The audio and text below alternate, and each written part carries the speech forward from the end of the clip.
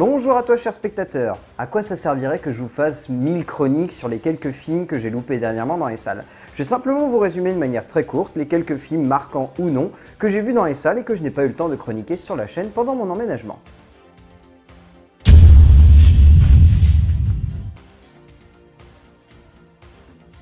Raconter sa vie n'est pas une chose simple, et pourtant Nawel Madani a décidé de le faire au cœur d'une œuvre intime et juste, mais également très référencée et ancrée dans une pop culture très à l'américaine.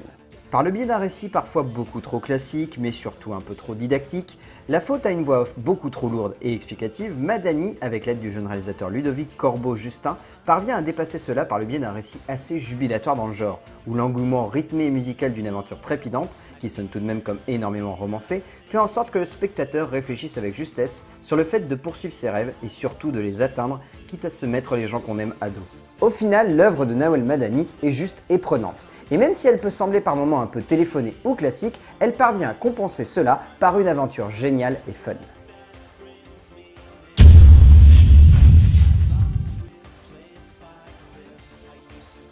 Quand on crée une œuvre de cinéma, on essaye de la rendre cohérente, que ce soit d'un point de vue dramatique ou cinématographique. Mais malheureusement, ce n'est pas le cas du film dont on va parler ici. Après son dernier long métrage, le cinéaste nordique Thomas Alfredson était attendu au tournant avec son nouveau film. Et près de 4 ans après La Taupe, son choix d'adapter un roman de John Nesbo, recueilli parmi un ensemble de bouquins autour du personnage de Harry Hole, semblait être une idée intéressante. Et finalement, ce n'est pas ce film qui s'offre à nous. C'est un ensemble dramatique qui n'a pas vraiment de logique et qui sonne avant tout comme une trappe brève et inexacte d'une œuvre qui aurait pu être bien plus ambitieuse que cela, mais qui finalement ressort avant tout comme un récit visuellement parfait, mais où l'esthétique ne rattrape pas les maladresses d'une histoire réductrice et brouillonne. C'est dommage, car en soi on voit ce qui aurait pu être une grande œuvre. Mais jamais on ne ressent cela, que ce soit dans l'ambiance approximative ou dans les choix dramatiques douteux, voire même carrément mauvais.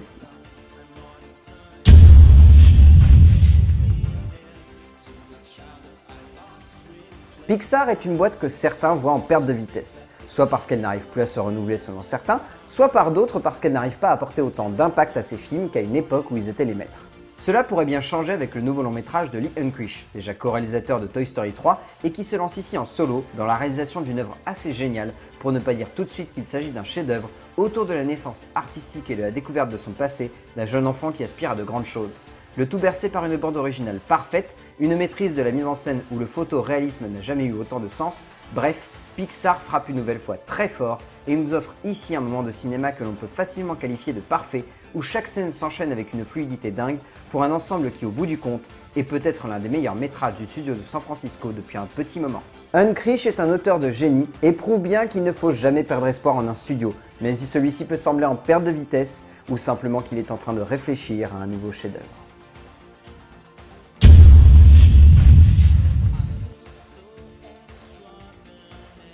Critiquer les États-Unis est devenu une évidence aujourd'hui dans la production audiovisuelle. Et depuis quelques années, une branche de cinéastes en a fait un modèle de création cinématographique. George Clooney s'inscrit dans cette veine de cinéaste et offre là un métrage qui se voulait être un projet assez étrange, une adaptation d'un vieux scénario des frères Coen datant des années 90, couplé avec un documentaire que le cinéaste avait vu il y a quelques années.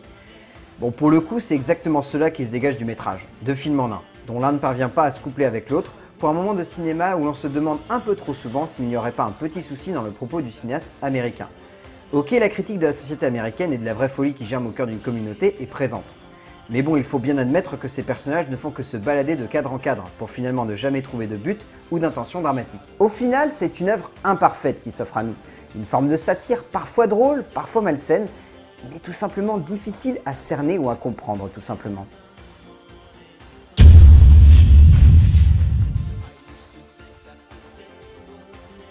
Former un duo de réalisation est une chose assez complexe, parce que cela peut soit donner une jolie surprise, soit être complètement casse-gueule.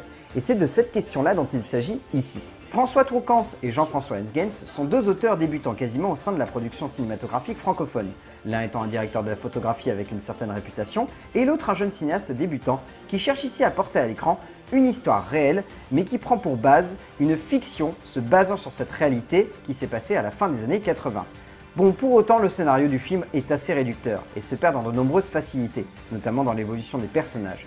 Mais derrière cela, il y a un vrai fond critique étonnant, jouant sur les théories qui furent développées à l'époque autour de ces fameux tueurs fous, appelés par la presse comme des manipulateurs de notre société, pour un instant de cinéma vraiment divertissant mais voilà, qui manque de justesse dans le fond de son propos. Pour autant, les maladresses font certainement tâche, mais elles apportent également cette petite touche qui rend le film attachant et qui fait ressortir le côté divertissant de la chose.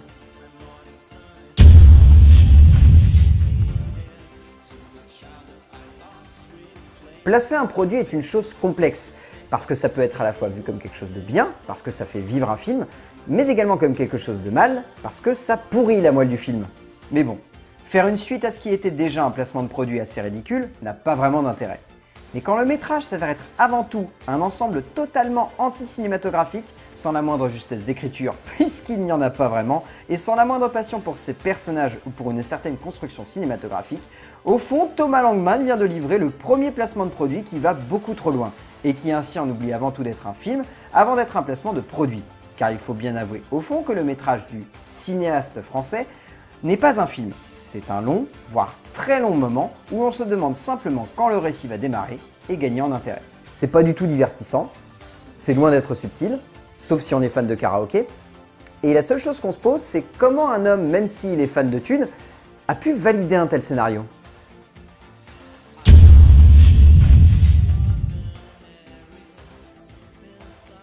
Retomber en enfance, c'est l'essence même du cinéma. Mais parfois, cela se fait de manière plus savoureuse, plus douce, plus délicate et tendre qu'à son habitude.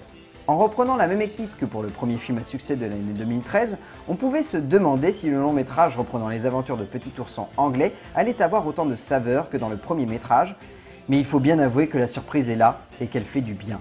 Paul King offre là un métrage extrêmement savoureux et enjoué, rempli de douceur et de tendresse, pour un film sonnant dans la pure veine de ce que se doit d'être un divertissement pour la famille.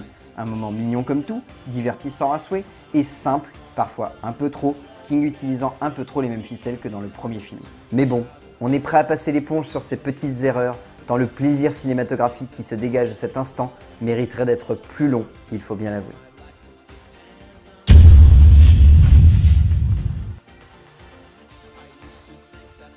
Le cinéma français, c'est une marque de fabrique. Un style qui ne plaît pas à tous, mais qui gagne en forme et en fond ce que le cinéma américain a en punch et en énergie. Alain Chabat offre peut-être là la recette parfaite entre l'américain et le français.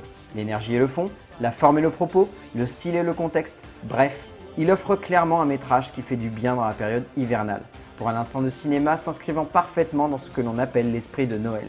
C'est un pur film de sapin que nous offre le metteur en scène.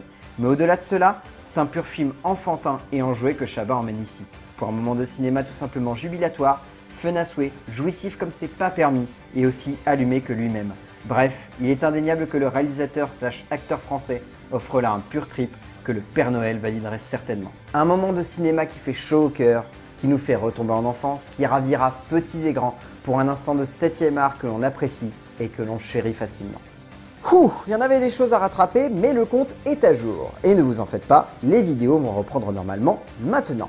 Comme d'habitude, je vais vous dire d'aller voir des films, parce que c'est bien d'aller voir des films, et qu'on se retrouvera pour parler de films, évidemment.